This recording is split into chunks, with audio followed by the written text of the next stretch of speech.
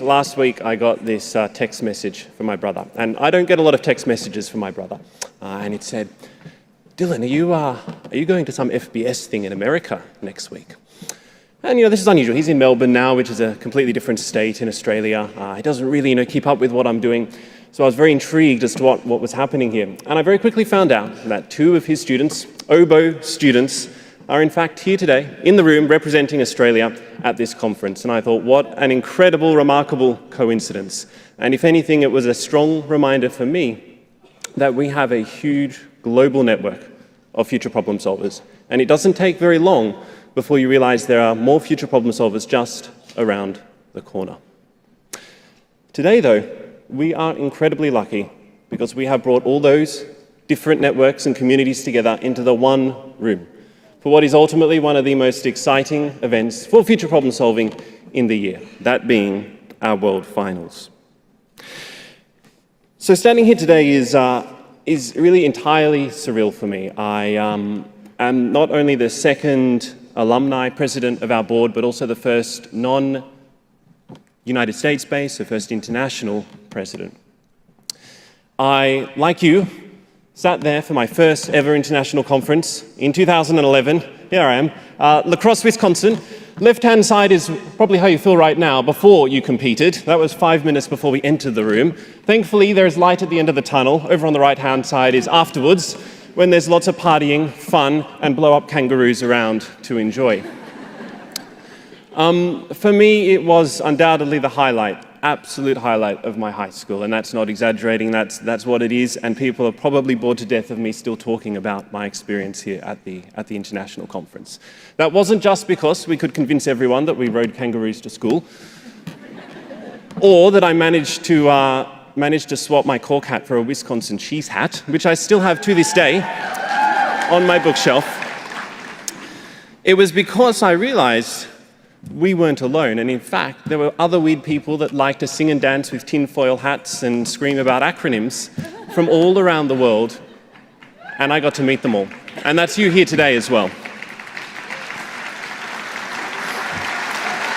So,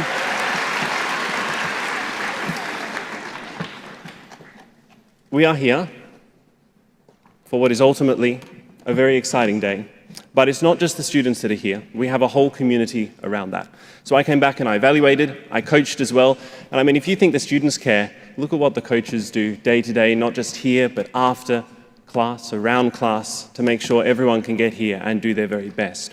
I do have to call out for a moment that one of my students is now a coach, and they are getting their students to become a coach as well. So we're like up to the 4th generation of alumni coaches now, back at my old alumni, and that is incredibly heartwarming and inspiring for me. And I know I'm not unique. There are so many other alumni stories like mine that are part of our community. In fact, we are blessed to have 3 alumni on our board at the moment, alumni that are in our staff office, volunteers, evaluators, coaches, and it goes beyond, even affiliate directors now at this point.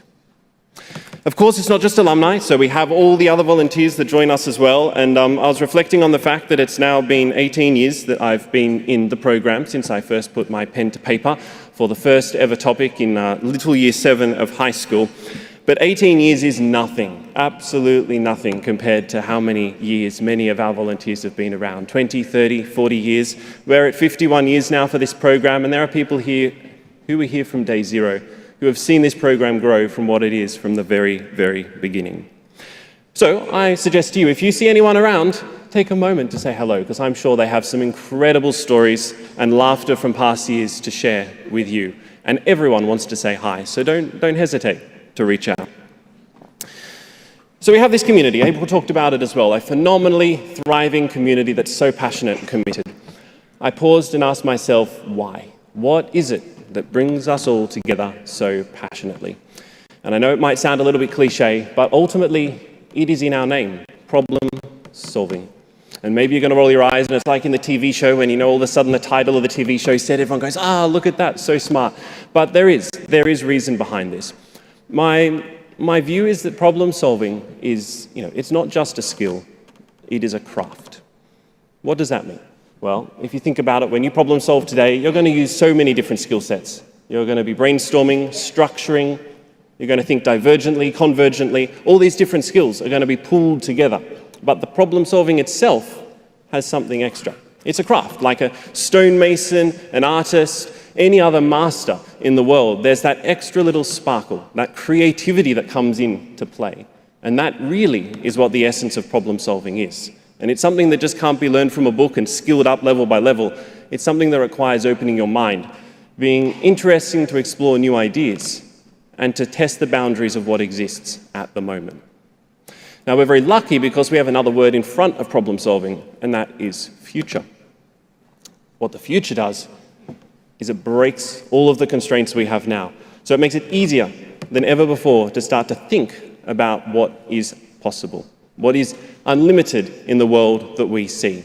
So take the opportunity to think freely and be open in the future at this competition and enjoy inspiring the world with your new ideas. So here we have it, a passionate, perpetual community and a problem-solving craft that keeps us going. What's next? Well, I undoubtedly am sure that one of our students in this room will stand where I am in 2030, in 2040, and beyond. So it's our job right now to make sure that this program is better than ever, ready and waiting for them when they get here. There's a lot going on behind the scenes, and I'm only going to draw your attention to just the tip of the iceberg at the moment. You might have noticed we look just a little bit different. We have a new logo. Maybe it's a Wisconsin cheese hat on top of the head. Maybe it's a sunset in Florida, which April sent me a photo of only a day or two ago. Maybe it's a light bulb. Who knows what it is? But you know what? That is probably the point of it.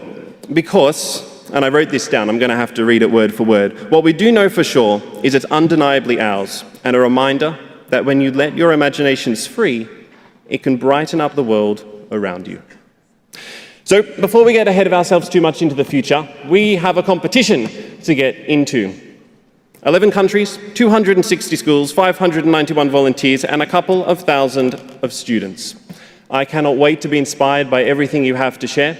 I cannot wait to see the joy and the laughter in the room, and I can't wait to hear about all the new friends that you've all created at this competition. Please come say hi if I'm around. I promise you I won't convince you that I ride a kangaroo to school, although there was one in my backyard last week. With that, I'd like to officially welcome you on behalf of the Board of Trustees to our 2025 World Finals.